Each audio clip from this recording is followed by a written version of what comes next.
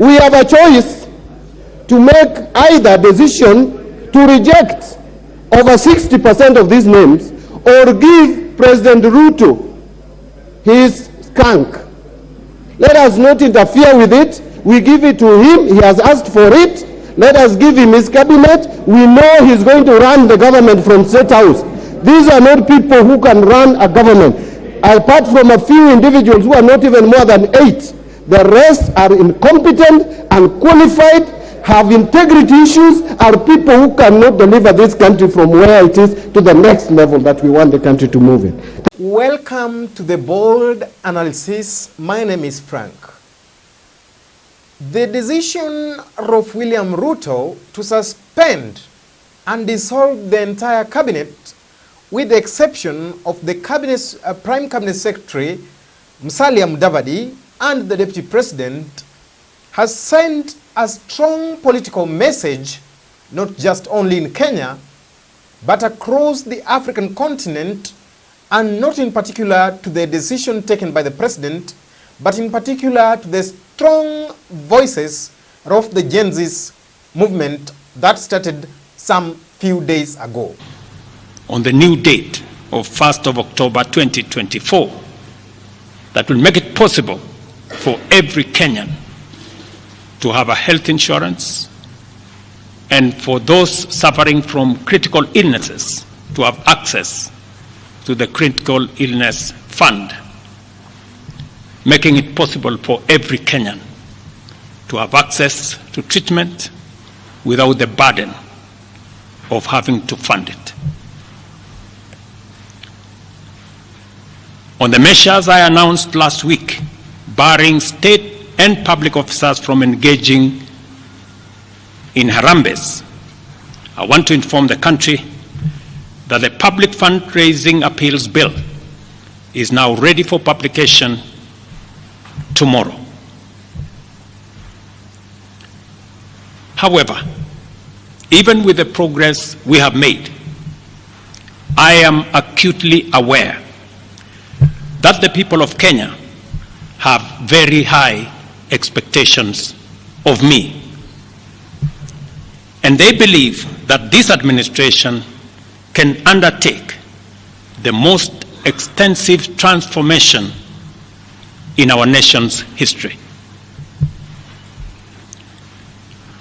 Recent events that necessitated the withdrawal of the finance bill, which will require a review and reorganization of our budget and fiscal management, have brought us to an inflection point. Upon reflection, listening keenly to what the people of Kenya have said, and after a holistic appraisal of the performance of my cabinet and its achievements and challenges, I have today, in line with the powers given to me by Article 1521 and 1525B of the Constitution and Sections 12 of the Office of the Attorney General's Act, decided to dismiss with immediate effect all the Cabinet Secretaries and Attorney General of the Republic of Kenya, of the Cabinet of Kenya, except the Prime Cabinet Secretary and Cabinet Secretary for and Cabinet Secretary for Foreign Affairs and Diaspora Affairs. And of course, the Office of the Deputy President is not affected in any way. I will immediately engage in extensive consultations across different sectors and political formations and other Kenyans,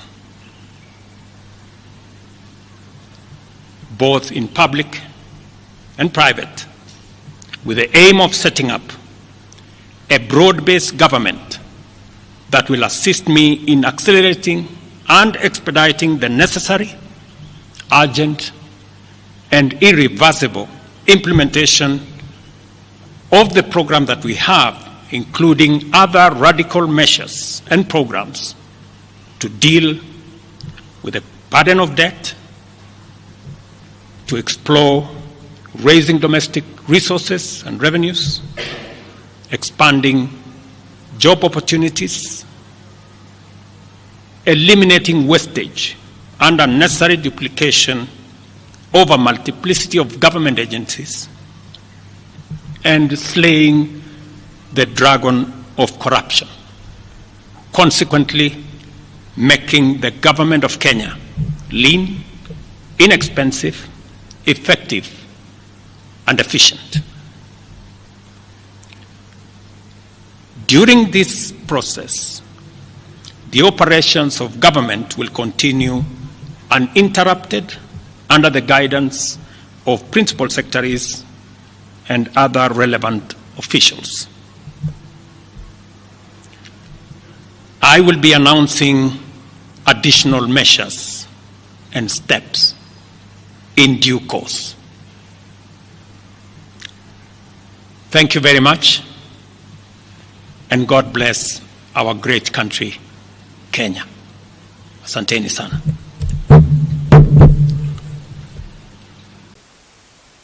That has been the messaging, that we are entering into a generational change and a shift that is demanding for more accountability, transparency, and are informed on what happens within and out of the government. And that one has also put Ruto himself in a reality check that whatever he's kind of thinking towards the kind of ruling that he was going to have on the Kenyan population has been totally made different. Maybe to him, in 2022, he thought that he was going to lead a generation of people who are not concerned about whatever happens and do not demand accountability, and only put their trust in whatever government or independent institutions and commissions that exist. But the Gen Zs came out and said, you know, we do not care, we do not want to know. All we want to know is you to answer our questions through action and not through long political stories and processes, boardroom meetings, Mara Naivasha, and so on and so forth. So, you know, the decision by the president, first and foremost, it would be fair to thank the Gen Zs for reviving the conscience of this country, that we must henceforth demand accountability, transparency, and responsibility, and not just responsibility, but utmost responsibility.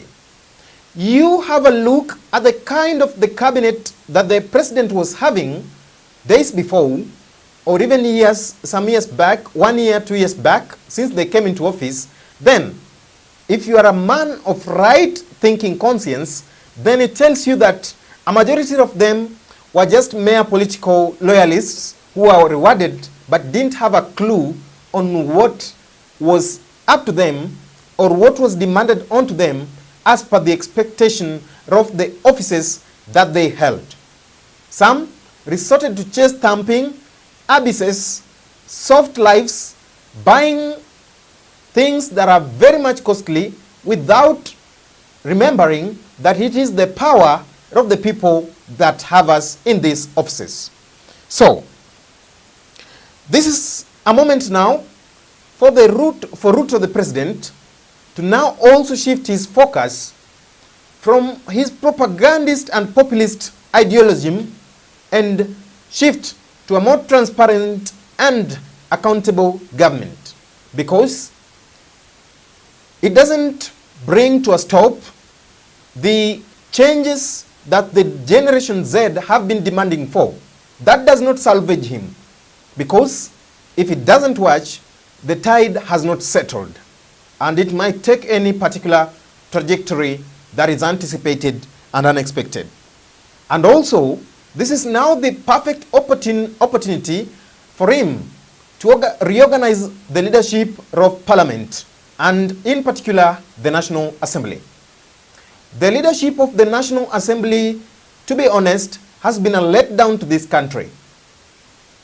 you hear the way those members of parliament talked on issues around the finance bill and the way that they responded to the public outcry and the way that they hastily carried the business of the House despite public protests, then it sends a clear message to Ruto that, you know, this is not the right crop of leadership that you should have.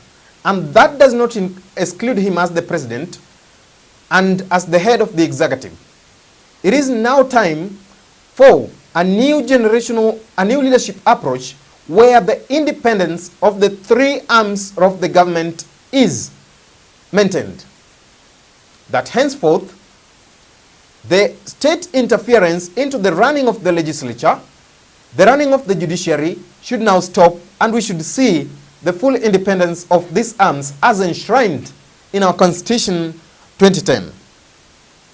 And of course, you know, this is also the right time for the president not to be misled into some kind of decision making that will see, you know, a majority of the cabinet were his loyalists, that will see some of them being given backdoor state appointments in the name of compensation for what they offered or what they faced.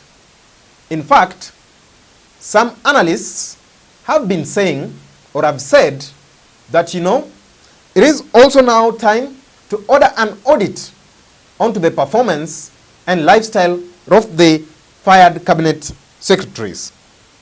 And you know, this is also the perfect opportune for the president to stamp his authority on the war against corruption. I am aware that the war against corruption has constitutionally mandated bodies that can fight that fight. But then, these bodies will only execute their mandate perfectly if the head of the government, who is the president, also has a strong approach to the fight against corruption and gives them the necessary moral kind of support. And now, you know, the decision by Ruto to fire all cabinet secretaries, I would say he played safe. You know, if at all he could have fired a section of the cabinet secretaries, then the resultant solution would be a backlash, political backlash, from wherever the respective cabinet secretaries would have come from. But here, he's got his cards right and played safe. Now there is no going to be a political tag of having targeted our sons or our daughters. That one there, he has done it perfectly nice. And, you know, this also should go to him as an advice, rather, not to, you know, when he dissolves the cabinet, the law doesn't bar him from reinstating some of the cabinet members. So, that, just the same way as we've said, this is not an opportunity to reward them with parastatal jobs or parastatal jobs, etc., or ambassadorial jobs. This is the perfect time to start on a clean slate. And you know, in years, to be honest, this is the time that I felt that the office, an important office, which is also to a member of the cabinet, the office of the Attorney General, has been blunt in the recent past in the history of this country, Kenya. That has been the most silent office on matters legalities and what is law and what is not law. It was no surprise today seeing how in the morning the former now Attorney General, who was the former Speaker of the National Assembly, Justin Muturi, had a backlash with a Standard publication of what he said that the Standard misquoted him. In as much as that might be a misquote, but that has been clearly what has been on the wall. That has been the writing. That to some extent, if it is so that your office was not being bypassed, then it was you who was not doing as per the mandates or as per the requirements of your job description as the holder of the Attorney General's post, who is the chief legal advisor to the government, if not to the president. Of course, we've had, and we are following on reports, you know, even the president himself said something during that address. And I'll quote him, that I will immediately engage in extensive consultations across different sectors and political formations and other Kenyan, both in public and private, that will assist me in accelerating the necessary, urgent, and irreversible implementation of the programs that we have.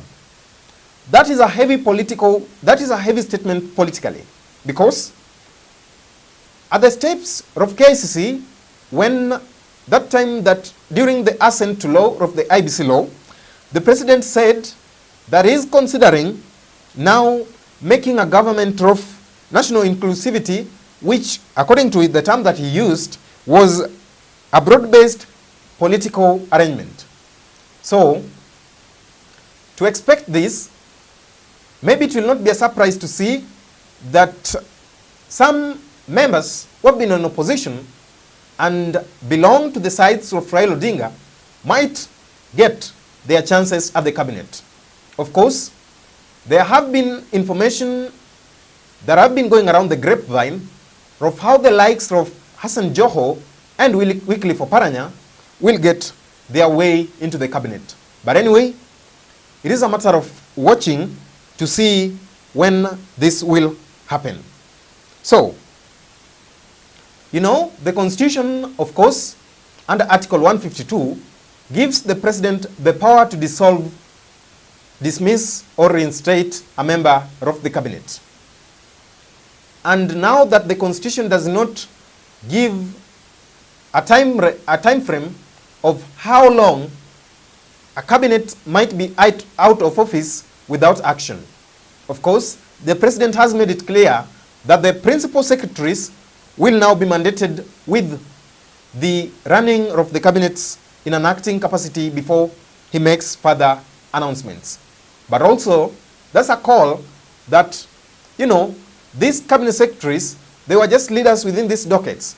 But then, we have people who are known as the chief accounting officers within these cabinets, who are the principal secretaries. So, after your consultations, it would be wise also to see a number of the principal secretaries also being sent home.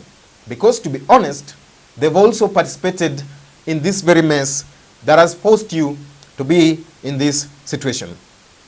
Of course, based on his pronouncements, the decision to keep Musalia Mudavadi or to retain him as the Prime Cabinet Secretary, of course, he might also be reorganized later, is also a heavy political statement. It's also a heavy statement politically. You know, the importance of the Western region political bloc to Ruto come 2027. So that might be the reason as to why he has decided that he will stick with Musalia Mudavadi, despite calls of the Gen Zs that, you know, the office of the Prime Cabinet Secretary is also unconstitutional and we expect you to do away with it. That decision also is a heavy political statement to Rigathi Gachagua, who in the recent past, people have been tipping of a fallout between him and the president. That is a heavy political statement to him from the president, that, you know, it is possible to take such stern actions against people who do not want to be in line with part of my plan and ideologies in government. So, of course, Ruto has also announced other intentions of a publication of how they will on Friday publish a public fundraising appeals bill that will see to it that public and state officers are barred from participating in Harambes, which has been a public menace in this country. And in conclusion, one thing has been vindicated, that the movement by the Gen Zs to drive this country back to its conscience has changed the whole concept of maandamanos to action-based demands by the citizens of this country. So, this is an important moment historically in this country, and reminiscence the memories of the year 2005, when the then president, the late Mwai Kibaki, was also forced to dismiss the rest of his cabinet and do fresh appointments. We'll continue following up on this, and we'll give you more analysis on the happenings and on the interpretations of the actions of the president. Thank you for watching. My name is Frank.